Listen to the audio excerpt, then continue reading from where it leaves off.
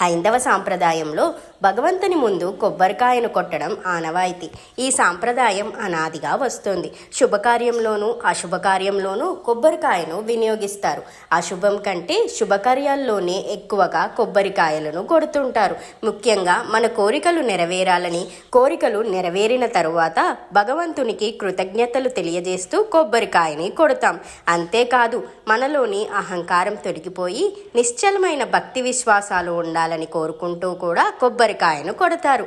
మన శాస్త్రాల ప్రకారం అసలు కొబ్బరికాయను భగవంతుని ముందు ఎందుకు సమర్పించాలో ఇప్పుడు తెలుసుకుందాం.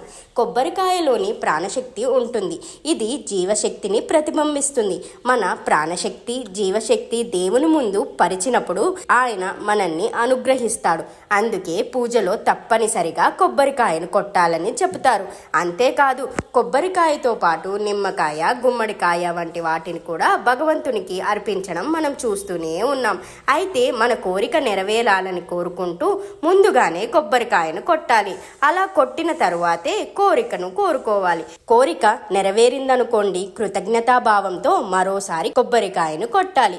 కోరిక నెరవేరిన తరువాత కొబ్బరికాయ కొడతామంటే అస్సలు కుదరదు.